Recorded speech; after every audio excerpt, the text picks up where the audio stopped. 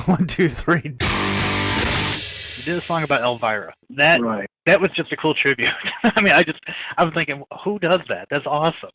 It's very appropriate, but at the same time, it's just a different direction that nobody goes in. Yeah, well, and that really came from Elvira herself. Today we're doing part 2 of the Count Lyle interview, and I actually just talked to the Count the other day, and they just wrapped up the recording for the newest album. That's efficiency. That was a little bit 8 days. Yeah, they got to go back and just do the vocals. He had a cold. That's like my top 2 bands that we ever interviewed. Don't say any potty words, because my mom is listening. Oh, baby, I love you. You fucking bastard. Hey, Planet Earth, it's Live Nude Puppets. We're back. It's Bobby Puppet. And I'm Jay Puppet. Go f*** yourself. Sounds like you need some... We ain't got no budget. We don't need no budget. I know what you need. Need some... Okay. All right, I'm at a wedding. There's like a whole block of hotel rooms that are blocked out. And first of all, it was a great wedding. It was fantastic. It was my baby sister got married. So I'm at this wedding, right? And it's a great wedding. I had to drive to Dixon, Illinois, which is the town of Ronald Reagan, the hometown of Ronald Reagan. And it's a much bigger town than I thought. And so the wedding goes on. We go to the actual state national park, I believe. It's state or national, White Pines. And we sit down for dinner. And there are 2 single tables. The beautiful people and the ugly people. And there's this girl there that I can never remember her name, but I've known her for 20 years, and she is the most beautiful woman. She's my oldest sister's friend. I think her name is Allison. She's the most beautiful face that I've ever seen on a human being in my entire life. And she's like almost as tall as me. And her body is just not, I mean, she's got like chick that works out arms, you know? She's got like she's toned. Nice, real tone arms, gorgeous body, gorgeous everything. She's the only one out of all of them that's never been married. And, maybe she wants to be the gangbang girl, too. I think she's an interior designer. I don't think so. She should definitely come to your place. Your house needs some help, dude. Yeah. Oh, I'm going to do great. This girl grew up in like the second most richest zip code in Illinois. So here's $100. I totally want you to redo my studio apartment. Just go wild. Yeah. And just tear it the fuck up. She'll get me a welcome mat and say the rest is my salary, my hourly. Exactly. So I'm nowhere near her, but the few times I am near her, I'm making her laugh, and I'm at the fat, ugly people table, and with all the single, fat, ugly people, and we get back to the hotel room, and it's really late, but there's still a ton of people who are still partying, and there's a bus bringing them back. And I go to sleep, and I wake up as if I'm hearing a murder. Like someone in the hotel is being murdered. And then I realize that my sister is in the next room having her wedding night. Oh, man. And I get up and I start banging on the wall. Stop touching my sister! Stop touching my baby sister! Stop touching my baby sister!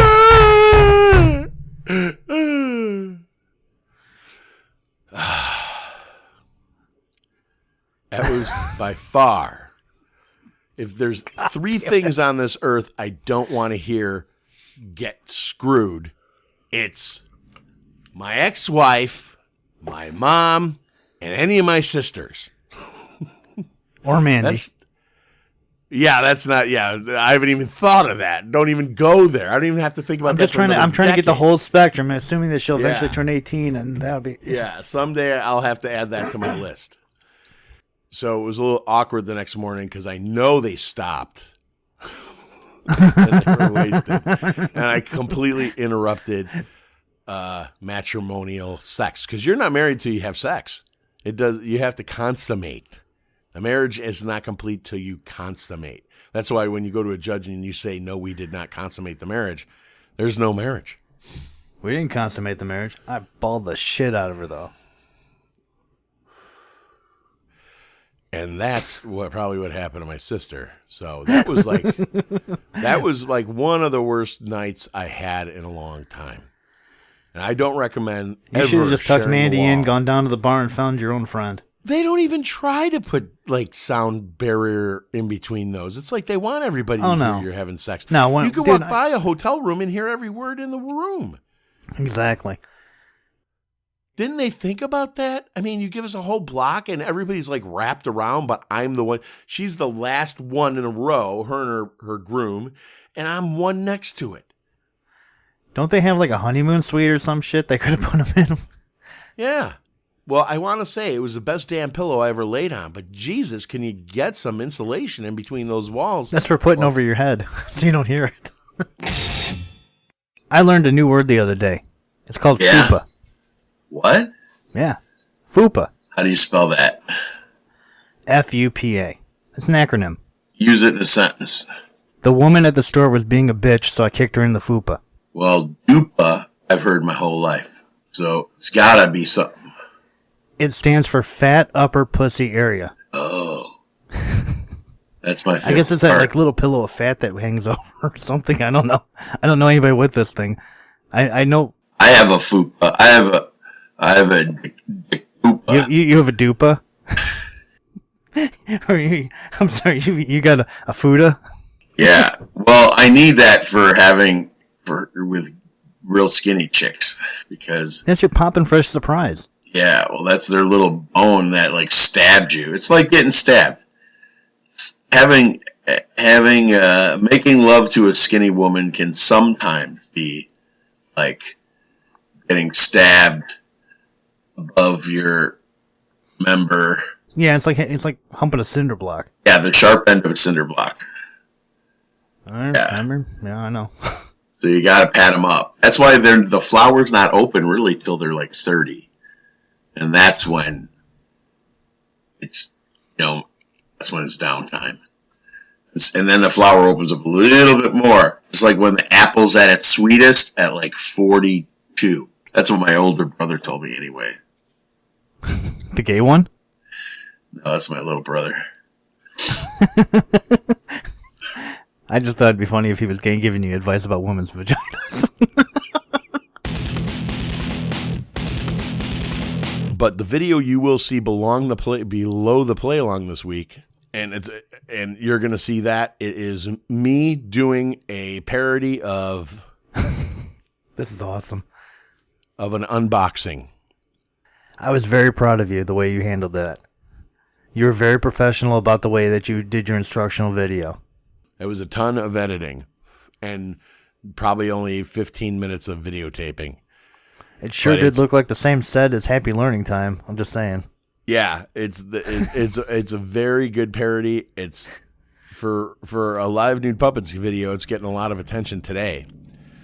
So I'll post that below the video of this dude with the bug bites, and you could watch me do a parody video, and you'll notice I'm wearing the traditional Bugsley outfit, as I do when I do stand-up. I always wear the Buzley outfit on stage. And but the nerd glasses Buzley doesn't wear. But we might add those before we sell the it seemed kind of weird that you weren't wearing a Live New Puppet show. shirt. I mean, it's so cheap and you constantly get laid wearing it. I know, I don't have any front ones. You gave them all away.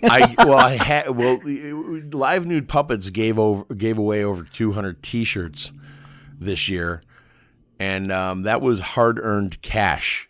And all they had to do, and seriously, all they had to do was write in and say, "We want a free T-shirt." Yeah, they sent emails. We sent them shirts. I mean, it was that stupid. And then easy. We gave them to a ton of hotties. Every time we see a beautiful woman, we give her a T-shirt, or I do.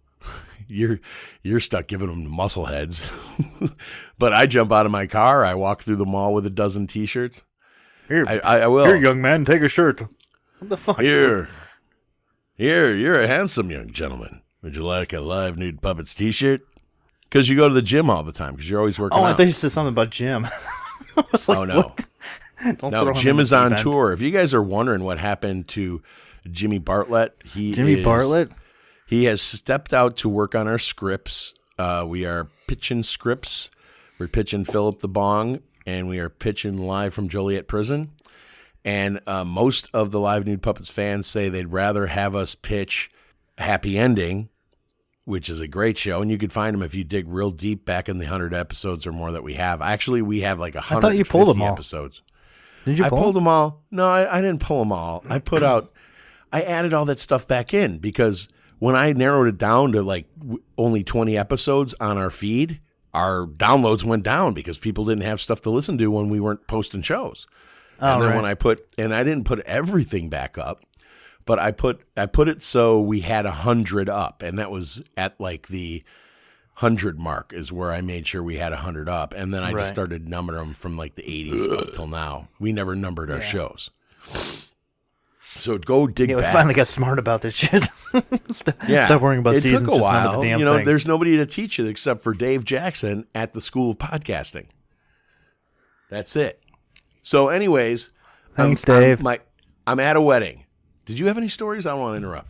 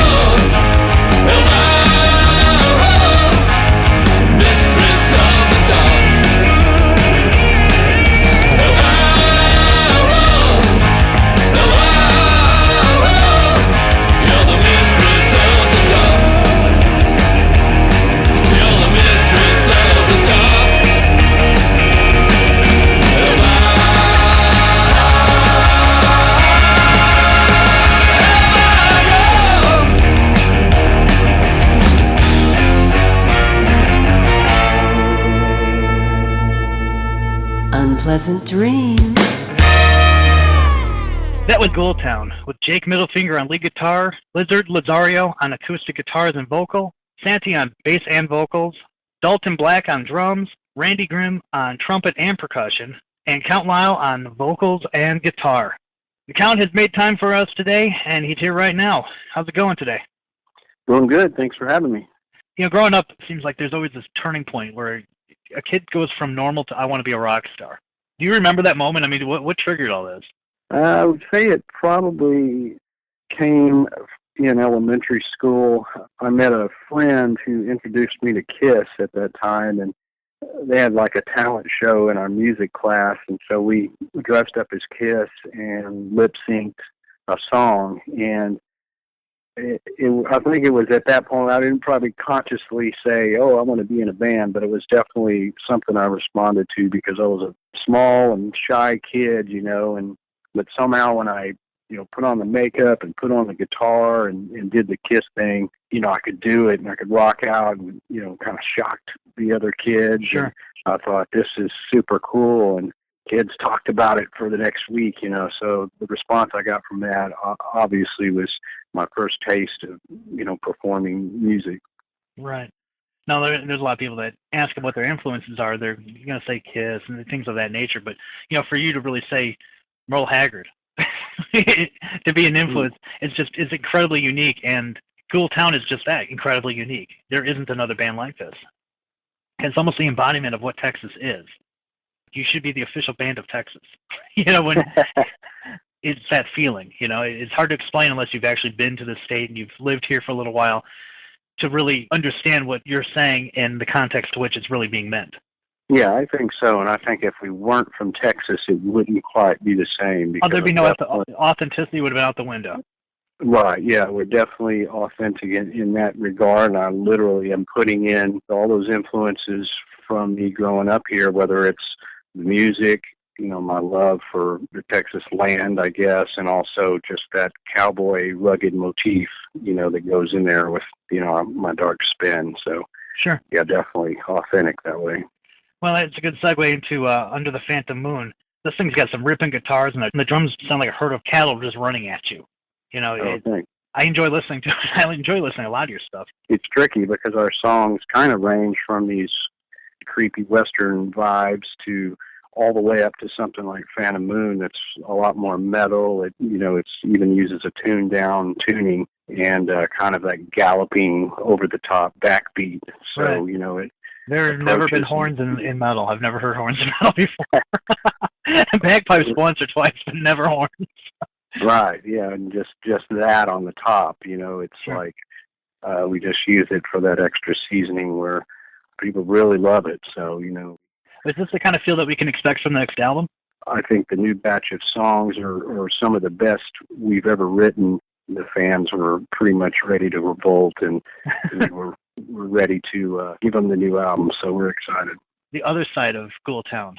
You did a song about Elvira. That was just a cool tribute. I mean, I was thinking, who does that? That's awesome. It's very appropriate, but at the same time, it's just a different direction that nobody goes in. Yeah, well, and that really came from Elvira herself. We played at a horror convention party. Her manager had originally seen us and loved the band and introduced her to it. So the first time I met her, she kind of suggested that we should maybe work together, work on a song or something. And so I'm like, well, this is no problem. I mean, I've been a fan all my life, and right. It was amazing to meet her. So it that just came out, and the song was great. So we decided to shoot a video. So we went out to Hollywood and shot the Mistress of the Dark video out there. And it was just an honor to work with her. And I mean, she's just as funny in person as she is on camera and all that. So we've since become good friends, and, just one of the high points of my musical career to work with her. Are we going to see you on tour anymore, or are you just buckling down and finishing this album? Yeah, I would say for the rest of this year, we're working on the album, getting everything, the packaging done, get all that. And next year we've started to outline some more dates, and we'll do more tour dates than we've done in the past now that we have the new album and all that stuff. And that's kind of been going to be our focus next year. So we should be able to get out there on the road and hopefully get to some of these towns we, either haven't been to or haven't been to in several years. So looking forward to that. Where can fans officially buy your shirts and the CDs? We're going to offer links on the show notes so that people can see this. But well, obviously the best place to start would be our website, GHOULTOWN.com, GHOULTOWN.com. And, you can pick up our music on Amazon and iTunes. We sell physical copies of the CD on our website. We're doing some reissues on 12-inch vinyl that are coming out this month, actually. So lots of stuff. So, yeah, just drop by GHOULTOWN.com. Yeah, if you go through the GHOULTOWN website, you can actually get the first two as a double disc, I think I saw. You got a special deal on that. Yeah, we kind of combined that, packages if you want to get more than one, and it helps, especially the shipping. We sell a lot of stuff overseas, so. Well, being that you have had a touring past, I'm very curious. What's the weirdest thing that's ever happened to you on tour? The weirdest one, just overall strange gigs. Once we played with the rap band ICP, Insane Clown Posse, and that had to have been the most bizarre show. They're just, in short, their management company had seen us play and liked us, and they were having this big, they have this big yearly gig where they invite all kinds of bands and play, and we were on tour at the time, so we decided, let's take the show, and we did it. But I'll tell you, the most bizarre show I think we've ever played. We're out of our element, but I think in the end we made a lot of fans of even ICP fans. But weird stuff happens out there. Oh yeah, they're a unique group. Is there anyone you'd like to thank? Start by thanking you for having us on the show, of course, and thanks to all the fans. Really, that's why we're still going, and really the inspirational things that people have responded to the music and have supported it over the years. And there's longtime fans, and there's folks that are coming on board. It's really thanks to them that we're able to do it. Well, hopefully GHOULTOWN Express will pull into a town near you very soon. That's right. Look for the stagecoach. It's a team of horses. You'll hear them coming. Don't worry. All right. Count, I just want to thank you for taking time out of your busy schedule. I really enjoyed hanging with you. That's good. Thanks for having me. You're going to make me watch my language after watching this dumbass. Seriously, dude, come on. Choose it wisely. This guy's an asshole. Wait. His business model is exactly the same as Steve the Crocodile Hunter. Only he brings you right to the end of the man's life. He's going to get stung by shit. This guy's whole job is just to get stung by stuff. And in this episode, he gets stung by what appears to be a scary-ass wasp. Yeah. Yeah. It's a velvet ant. Yeah, it's called the cow killer. And it's got it has a stinger, that's like a horse's penis. It's like a hypodermic needle, dude. It jumps out like an inch. That's scary. That thing, it looks exactly like a wasp. I didn't know until he put it on the ground that it wasn't. I didn't know there was such a thing as this insect. It doesn't make any sense. It's like it's one of nature's failures. It's a bee that doesn't fly. I'm just glad it's on the ground. Yeah, it doesn't look like it's anywhere near where we live. It's freaking scary looking. It is a scary ass looking thing, thinking that it has. But when you watch this video, all I did was pop to the 7-minute mark. It's 15 minutes long. The build-up's probably real good. This guy's obviously bald because he's wearing a hat. And he just looks like a bald guy, even though you can't see the top of his head, doesn't he? Yeah, he kind of has that thing that very receding, so he just embraced it. Yeah. Yeah, and he grew the beard. He's like, okay, well, I can't do the hair on top. I can't do the northern end, so I'll do the southern hemisphere. Yeah. And today's play along is if you want to see this guy get stung by this crazy animal with this crazy stinger, and I'm going to be more careful around ants, even though I'm in Chicago. Well, that may not be an issue. There's a few things that really got to me about this. We're just going to fast forward to the part to which he actually gets stung. There's a whole bunch of lead into this, and of course they have to build the drama. They've got to do certain things with it, and they magically find it under a log. Like his insect spidey sense just zeroed in on it. He ordered it off the internet. Yeah. Yeah. It also came with a bunch of seeds for his ghost peppers. He's going to be growing and tasting later. Hey, he takes submissions. So why don't we ask him to go to the motel and sleep in one of the beds and get bit by bed bugs all night. This guy has no bearing on common sense at all. Then in that case, then we have what are those things called? Crabs. But I think it'd be funner to make him sleep in a bed for 8 hours, infested with bed bugs. This is true because he would actually take the bed bugs home and spread them around a little bit. I mean, right here, all he does is get stung and leave. I was just in a hotel over the weekend, went out of town for a thing, and first thing I did when I walked in there is I put my suitcase in the tub and I ripped the fucking bed apart, made sure there was nothing funky in there, looking for these little. You can never be too careful. They live in the ribbing. I've got a friend who travels with a blacklight thing, and he like sterilizes his whole room, like this ultraviolet thing, and then he'll like sleep in a bag on top of the covers and stuff. It looks like a cocoon. It's funny as shit. Bugs. There are a few things that really got to me about this whole thing after he gets stung. First off, his immediate reaction is to turn around and catch the damn thing. Yeah. He recovers it up with this little glass beaker he has. Yeah, that was a big deal. He just got stung by the fourth worst sting you can have in the world, and he has the peace of mind to catch this. Yeah, I'm sorry. Bullet ant's number one, and that's what this guy's working up to is the bullet ant. He's got real goals in life. That's the whole point of the show. Yeah, but he's going to try and find as many bugs as he can. We got to get bed bugs in there. There's a scene after he gets stung. He's holding his arm, and then he moves his right arm away. I swear, I thought I was going to see him grab a machete and cut his own arm off like in Saw. Yeah, it looked like he was in that much pain. That was there was a moment where it looked like he was like, fuck it. Boop. That's it. Yeah. Screw this arm. I don't need it. Yeah. Not this bad. Then they're going, describe the pain, and I'm waiting for him to just, like, piss his pants and forget his name and do all kinds of weird shit. Like have a stroke face on. Stroke face. I saw a picture of a kid who got. I saw a picture a kid got stung by a hornet and he was allergic and he had a stroke. Half of his face fell. It was messed. So you got to be careful out there with the bugs. But let's fast forward. But that's his thing. He's trying to show people what can happen if you encounter a bug. Yeah, this red velvet bug. I mean, that's. But let's fast forward to the bar after that. Yeah. And he's trying to talk to girls. And he's like... and he's got this massive left arm. It's all swollen and inflamed. It's like the size of his thigh. Hi, I'm Coyote. Nice to meet you. What the hell? Hi. Can I buy you a drink? What's wrong with your arm? Oh, I get stung by dangerous insects for a living. You're fucking dumb. Did you drop out of high school? Yeah, I dropped out of high school, lost my hair at 22, been wearing this hat since 23, and decided my claim to fame is going to be get stung by insects. Okay, bug boy.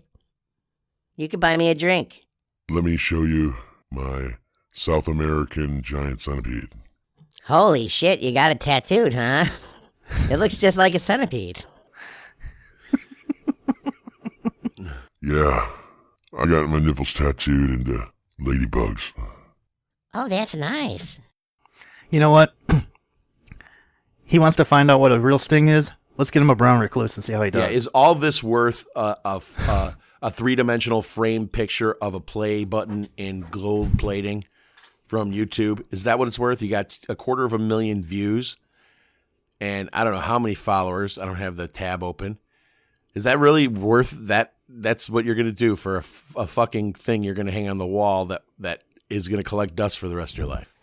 I'm sure his mom is very proud of him.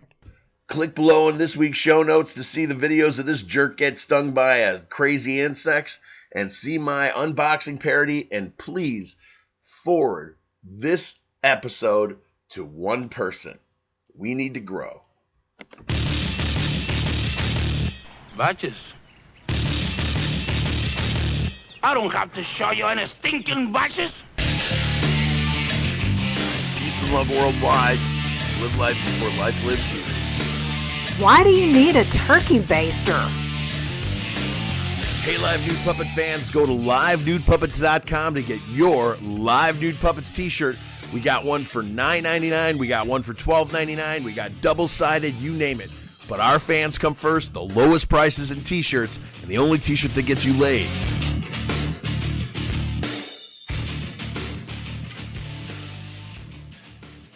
It looks like a penis. I love that.